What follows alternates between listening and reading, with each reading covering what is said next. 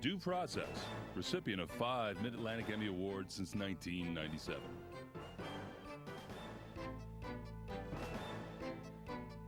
You have the right to remain silent. Anything you do say can and will be used against you in a court of law. Did the Miranda warning survive while New Jersey's hate crimes law did not? Can the Boy Scouts now say straight only? And will the voters get their say on putting Megan's Law targets on the internet? Just some of the questions we raised this season, some stories that will update on this end-of-season edition of Due Process. Major funding for Due Process is made possible by the New Jersey State Bar Foundation, committed to educating the public about the law. Additional funding is provided by Lawyer's Diary and Manual.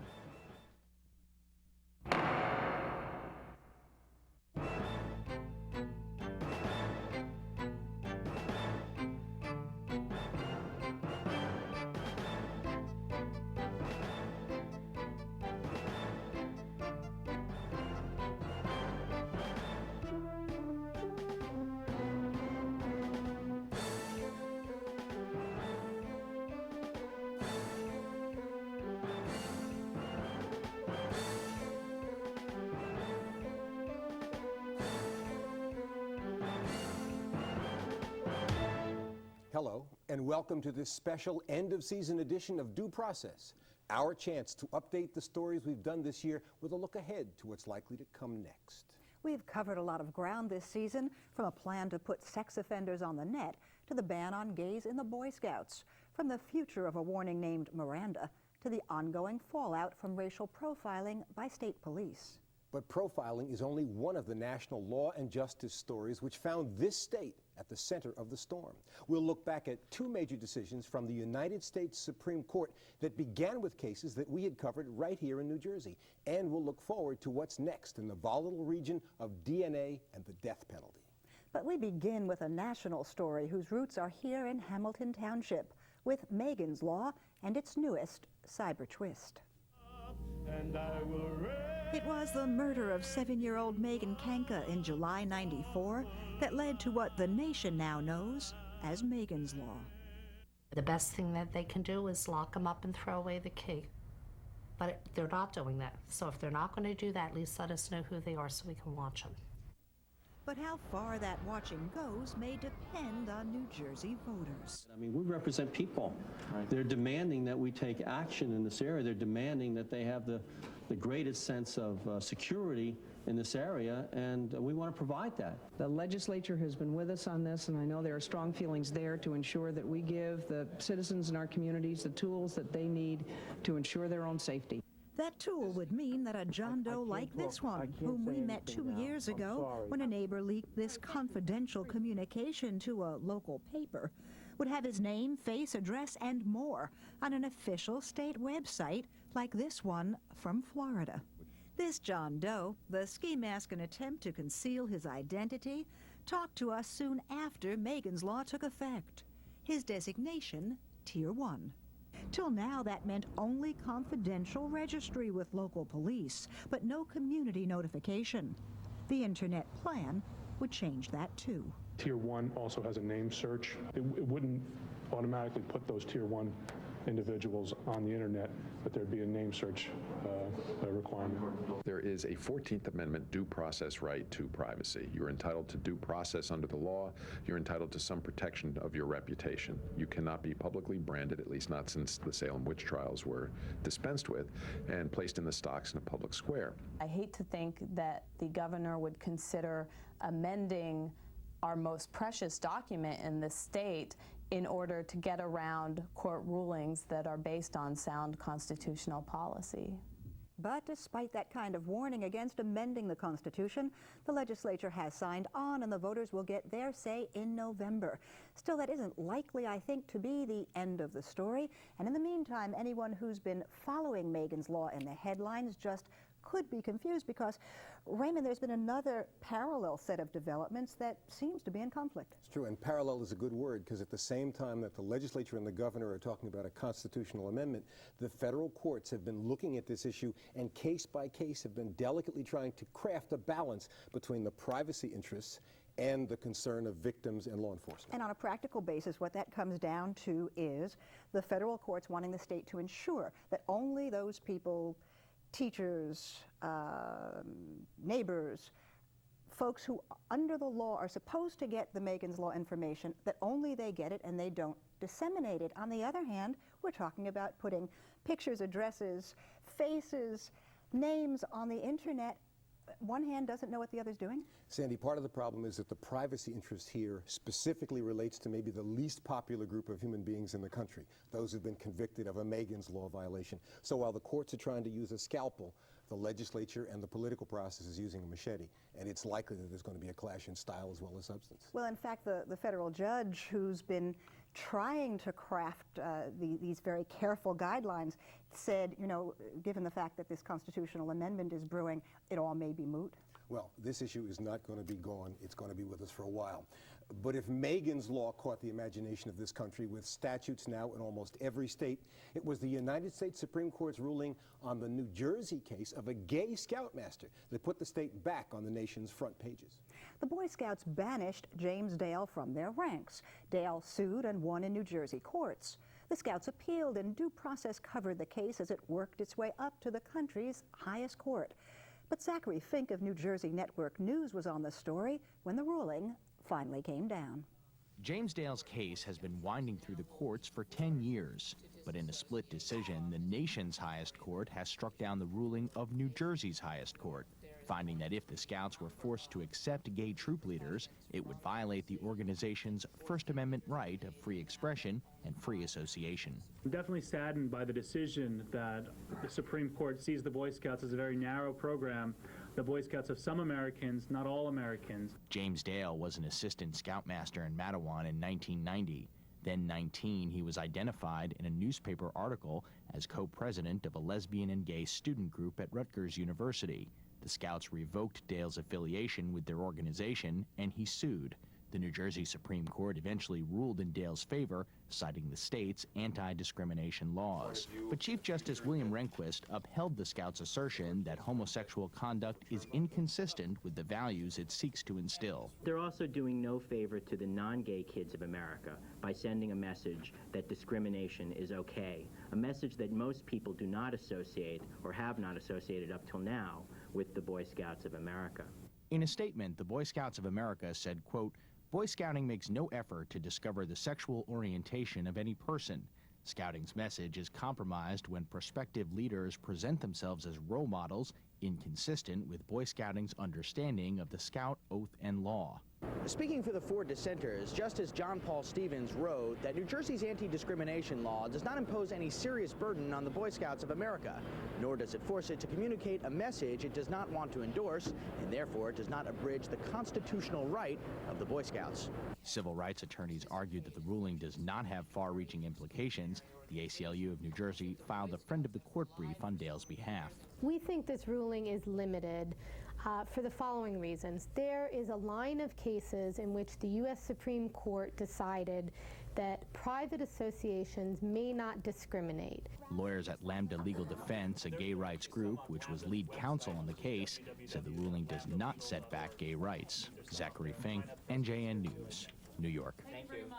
But are the Lambda Defense folks right, or is that just a positive spin on what is a really negative turn for gay rights? Raymond, what do you think about all of this? What impact are we likely to see both on gay rights and on the Boy Scouts? It's probably going to have a bigger impact on Boy Scouts and the real world than it will on the law. After all, this is a 5-4 decision, a delicate attempt by the court to balance First Amendment rights against discrimination, and it seemed to turn on the question of whether you could regard an opposition to homosexuality as one of the shared goals of the Boy Scouts. Their claim that it was may turn out to be a Pyrrhic victory. Because the question then becomes, if in fact American attitudes toward homosexuality are changing, as pollsters tell us that they are, will Americans be so quick to embrace the Boy Scouts if they are seen as a group that declares itself discriminatory? One of the things Justice Stevens noted in his dissenting opinion was that this view that anti-homosexual feeling was a shared goal of the Boy Scouts seems to run counter to the developing trend in American society of being more open and more tolerant. In fact, some United Ways are already breaking with the Boy Scouts. We've got a Cub Scout troop in Montclair that has said it's in rebellion, that it will take any Scout leader it chooses, irrespective of sexual orientation. So and you and I have also discussed the strange phenomena of the Boy Scouts now looking at reconsidering whether this really is one of their shared goals. More than a little bit of irony there, I think. Well, there is no doubt about the impact of another high court ruling, one that could have changed the course of crime and confession, not to mention TV. Appeal. You probably already know you have the right to remain silent. Why don't you use it? And after 34 years of Miranda and countless TV and movie arrests, don't we all know the routine? You're under arrest for the murder of Jennifer Gordon. You have the right to remain silent. Anything you do say can and will be used against you in a court of law. We may not know the name Ernesto Miranda, whose conviction for kidnapping and rape was overturned by the Warren court on the basis of a coerced confession without a lawyer present. And a pardon attorney will provide you with the dumbest lawyer on earth. But we do know the warning that bears Miranda's name, a warning that will next month be back before the court for the first time in more than 3 decades. 3 decades in which the words, "You have the right to remain silent," have become among the best known in the language. You have the right to remain silent. I wanted to show myself it last night. He kept trying to talk me out of it. Don't say anything. You get a lawyer. Shot him and I'd shoot him again. Really? I really think that you should talk to a lawyer. The Miranda case didn't create the right to a counsel, didn't create the right to remain silent, simply required that it be told to the suspect, and then he could choose either to remain silent, knowing that he had that right, or he could in fact waive that right if he did it knowingly and voluntarily. But if you wonder why Miranda was established in the first place, have you waived your right to counsel? You might talk to those who are fighting to keep it.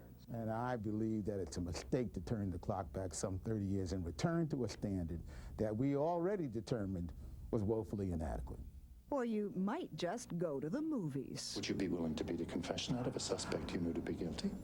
No. Would you be willing to shoot a hardened criminal in the back in order to offset the chance that some lawyer... No. Then, for the love of God, don't be a detective. Miranda had been an attempt to counteract that kind of abuse by extending constitutional protections. But in the end, Raymond, it seems it wasn't just the constitutional arguments that caused the court to rule for Miranda. I never like to use the word just in front of the Constitution, Sandy. In fact, the basis of this argument was the court's reaffirming its power to interpret the Constitution and its admonition to Congress that it can't overturn an opinion or a view of the court as to what the Constitution means. And yet in writing the opinion, the Chief Justice said, Miranda warnings have become part of our national culture. And that, he said, was deserving of consideration when it came to this opinion. Well, Sandy, I was at the Supreme Court when the oral argument in this case took place, and Justice Breyer did in fact say, this might be, you have the right to remain silent, the best known legal phrase in all the world. But that's also a legal principle, that the court looks backwards to things it's done before and tries not to make changes unnecessarily. So there's a cultural component, but also a legal component.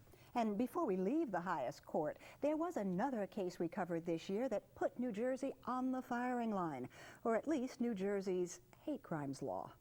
Was shot out. The glass in the doors, the big window here to the right. He shot the sky window out, and he really, and it was just like glass all over everywhere. The firestorm had come in the middle of the night while the family was asleep in the shiny new home they'd worked so hard to get. I was devastated. At that time, it's like, you move into, a new home and you figure, this is gonna be, nice, quiet out in the country, and to come into this, it was devastating. It's a bad way to feel. A feeling that could only get worse when they learned the identity of the attacker. A fluent person, educated, had a profession. He was a pharmacist. And the reason for his vicious attack. Glass everywhere, just everywhere. It was horrible. By way of explanation, Mr. Apprendi said, look, I don't even know these people. I just want to let them know that blacks are not welcome in the neighborhood. His name was Charles Apprendi, and he lived just down the road in the neighborhood where she had come so her family could be happy and safe. He was, as far as I'm concerned, smacked on the hand, said, don't do it again. And now you're, free to do what you want to do in a few years. In fact, his sentence was 10 years, with 2 more tacked on by the judge in accordance with New Jersey's hate crimes law. At least 4 of those years to be served before parole. And though that looked far too light to Maddie Harrell and her family, Apprendi appealed, challenging the 2-year extension and New Jersey's hate crimes law. This is the first time that the constitutionality of the extended term statute based on racial bias has been decided. Decided, that is, by an appellate court, and upheld again by the state's highest court. He has now gone beyond the New Jersey Supreme Court and appealed well, not successfully at this point, but at least the United States Supreme Court has agreed to hear the appeal. The court did hear the case and ruled with Charles Apprendi, the pharmacist who terrorized Maddie Harrell and her family with 4 different shooting attacks on their home. The immediate effect, the overturn of New Jersey's hate crime statute, at least for now, as the law was written with the sentencing power in the hands of the judge. But Raymond, how much was really at stake in this one, both for hate crimes enforcement in New Jersey and the wider questions of sentencing nationally? Well, going in, people thought a great deal was at stake. As it turned out, the ruling of this court is one that's probably readily addressed by the legislature just by changing the way people are sentenced. That process is already underway. But the broader implications may be national in scope because the entire federal sentencing scheme, the one that affects federal courts in every state, could be at stake because much of the sentencing power is there in the hands and on the face of it may violate this ruling. And Raymond, there is another story that we have followed on Due Process since literally our first day on the air. It is the increasing impact on criminal justice, guilt, and innocence of DNA testing and DNA proof. In our first season, we introduced you to one man who was freed by DNA. This season, we met another. Yeah, convicted of something I ain't doing. They ain't had no proof or nothing, and they still convicted me. Convicted him of rape and sentenced him to 50 years, though the only evidence was the victim's word. Fingerprints came back not me and all. Like, everything was coming back not me, so I wanted to know I was still locked up. Locked up for more than 6 long years because the victim, a 20-year-old Rutgers student, raped where she lived in this house just off campus, saw him walking down this New Brunswick street. It had been 7 months since the rape. I guess I walked past their house, and she said, and she called the cops and said, that's the one who raped me. But it was no surprise if he looked familiar. No, it wasn't the first time she'd seen him. She had seen a picture of him blown up on a screen in the Brunswick Police Headquarters the day after she was raped. And what'd she say? That's not it. Show me the next picture. She just moved on. Still, once she'd settled on Mac Cromedy as her rapist, she stuck to that story, and he stuck to his. For 6 years, I've been telling the same thing. I don't know nothing about it. But neither police nor jury believed him. He was sentenced to 50 years, though the only proof there was at trial was the victim's identification. And stories like Matt Cromedy's just keep on coming.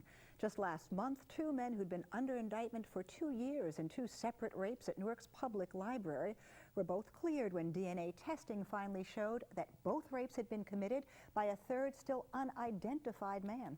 And stories like these may have started to convince at least some of America that there really are innocent people in our prisons. And the implication of that is obvious. If we can concede that convictions can be wrong, the argument goes, then how can we live with the death penalty? Of course, there are other arguments, too. Opponents talk about cruel and unusual punishment and unequal application based on race and class bias. But the specter of sending someone innocent to death may have touched a deeper public nerve. Raymond, the governor of Illinois, has called for a moratorium in his state. We see calls all across the country. We see a move like that at the federal level. Are we experiencing, in fact, a sea change in public opinion when it comes to the death penalty? Sandy, I think this issue functions on 2 different levels and cuts both ways. That is, no one that I know of who is even an adamant proponent of the death penalty, wants to execute people who are not guilty. So when you raise questions about how thorough the system is and how fair it is in determining who's guilty, people naturally say, well, wait, let's take a second look. But in the long run, changes in how often DNA is made available to prosecutors and defendants may cause people ultimately to have more confidence in the system. So in the short run, it undermines confidence in the death penalty. In the long run, death penalty proponents may use this for themselves. And a recent Newsweek poll may support what you're saying, because on one hand, 73% of Americans polled say they are still in favor of capital punishment, but the vast majority say we're worried about innocent people winding up on death row. And they see the same headlines that we've been seeing over and over again. It's an issue that's going to continue to crop up both in the political world and in the legal world, Sandy, and I think DNA is one of the significant factors that will keep uncertainty in the air. Raymond, the controversy over the death penalty will indeed continue to rage, fueled perhaps by DNA. But if there's one issue that continues to light up this state, it is the issue of racial profiling by state police on New Jersey's highways. Over 100 times. Over 100 times, from the late 80s to the early 90s. And always, I was never issued a summons, never warning. I had my car searched many, many times. Race aside, Elmo Randolph was a far cry from the profile of the dangerous drug dealer troopers were supposed to be looking for. Wheel section. You gotta get to the high speed. In fact, Randolph deals in things like fillings and implants, not drugs. And people argue, well, it's not really racial profiling. Well, what is it when a state trooper pulls up alongside you, looks in the window to see who you are, then slows down, pulls in behind you, and turns the red light on? New Jersey has distinguished itself in this particular area in the last year, and that is we are one of the few agencies in the country that has recognized the problem, admitted aspects of the problem. The admissions came in 2 reports, in a consent decree with federal civil rights officials, in an employment bias settlement with the NAACP, and in rare sessions like this one at Rutgers Law School, when New Jersey's top trooper placed himself squarely on the firing line. I'm not here to defend what's happened. I'm here to try to fix things. But Dunbar's taken heat for not moving fast enough or tough enough. And so we're still fighting profiling, and we're still dealing with spin control rather than substance. But Colonel Dunbar is making no apologies. These things are not just going to change overnight. It's going to take hard, long work. The Justice Department consent decree is the document basically that talks about 5 years. And my goal is to try to move as fast as you can and bring about change that I believe, or I wouldn't be here, that needs to take place. But it's not going to be an easy task. So how is Dunbar actually doing in substance and style, programs of reform, and public perception? Raymond, as we saw, you were the moderator for that Rutgers symposium where Dunbar probably took more heat than he had before or has since. Then just last week, we had an extended sit-down with the Colonel right here in the studio. But I am wondering, Raymond, what we are likely to be saying about profiling come next year this time. Sandy, we're likely to be saying many of the same things. As people have heard Dunbar say, it's going to take a long period of time, even if all the variables work for us, and there are a lot of variables that work against us.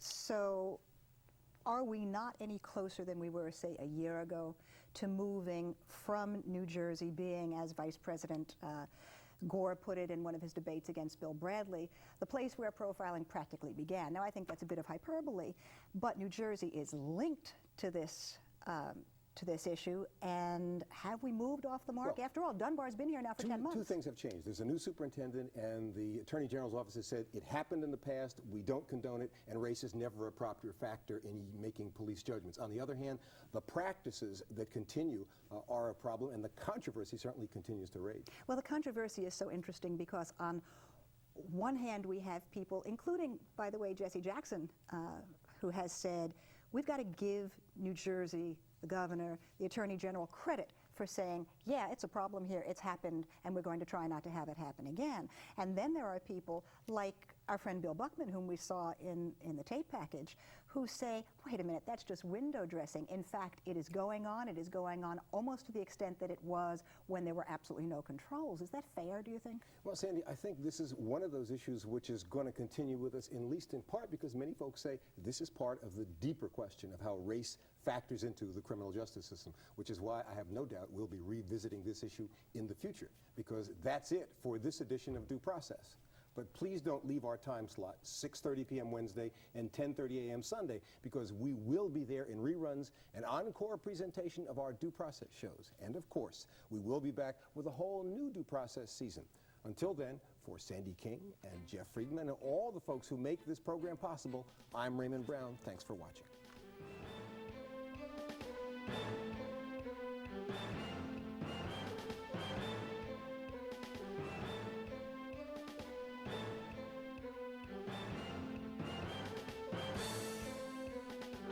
.20/7 is unconstitutionally vague and will never survive an appeal. You probably already know you have the right to remain silent. Why don't you use it? My leg, man. Got him. And you're under arrest for the murder of Jennifer Gordon. You have the right to remain silent. Anything you do say can and will be used against you in a court of law. Would you be willing to beat a confession out of a suspect you knew to be guilty? No. Would you be willing to shoot a hardened criminal in the back in order to offset the chance that some lawyer... No. Be a detective?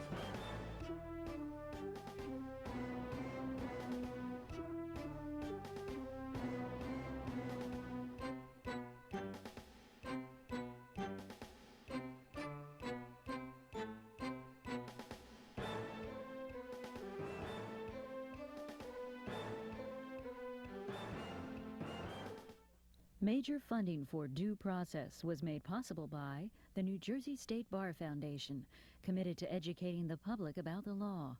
Additional funding was provided by Lawyer's Diary and Manual.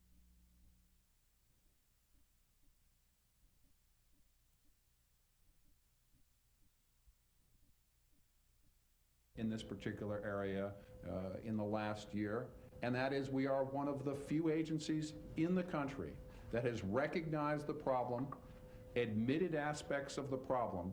The admissions came in 2 reports, in a consent decree with federal civil rights officials, in an employment bias settlement with the NAACP, and in rare sessions like this one at Rutgers Law School, when New Jersey's top trooper placed himself squarely on the firing line. I'm not here to defend what's happened. I'm here to try to fix things. But Dunbar's taken heat for not moving fast enough or tough enough. And so we're still fighting profiling, and then we're still dealing with spin control rather than substance. But Colonel Dunbar is making no apologies. These things are not just going to change overnight. It's going to take hard, long work. The Justice Department consent decree is the document basically that talks about 5 years. And my goal is to try to move as fast as you can and bring about change that I believe, or I wouldn't be here, that needs to take place. But it's not going to be an easy task. So how is Dunbar actually doing in substance and style, programs of reform, and public perception? Raymond, as we saw, you were the moderator for that Rutgers symposium where Dunbar probably took more heat than he had before or has since. Then just last week, we had an extended sit-down with the Colonel right here in the studio. But I am wondering, Raymond, what we are likely to be saying about profiling come next year this time. Sandy, we're likely to be saying many of the same things. As people have heard Dunbar say, it's going to take a long period of time, even if all the variables work for us, and there are a lot of variables that work against us. So are we not any closer than we were, say, a year ago to moving from New Jersey being, as Vice President Gore put it in one of his debates against Bill Bradley, the place where profiling practically began? Now, I think that's a bit of hyperbole, but New Jersey is linked to this to this issue, and have we moved off the mark? Well, After all, Dunbar's been here now for 10 months. Two things have changed. There's a new superintendent, and the Attorney General's office has said it happened in the past, we don't condone it, and race is never a proper factor in making police judgments. On the other hand, the practices that continue are a problem, and the controversy certainly continues to rage. Well, the controversy is so interesting because on one hand we have people, including, by the way, Jesse Jackson, who has said, we've got to give New Jersey, the governor, the Attorney General credit for saying, yeah, it's a problem here, it's happened, and we're going to try not to have it happen again. And then there are people like our friend Bill Buckman, whom we saw in the tape package, who say, wait a minute, that's just window dressing. In fact, it is going on almost to the extent that it was when there were absolutely no controls. Is that fair, do you think? Well, Sandy, I think this is one of those issues which is going to continue with us, at least in part because many folks say this is part of the deeper question of how race factors into the criminal justice system, which is why I have no doubt we'll be revisiting this issue in the future, because that's it for this edition of Due Process. But please don't leave our time slot, 6:30 p.m. Wednesday and 10:30 a.m. Sunday, because we will be there in reruns, an encore presentation of our Due Process shows. And of course, we will be back with a whole new Due Process season. Until then, for Sandy King and Jeff Friedman and all the folks who make this program possible, I'm Raymond Brown. Thanks for watching.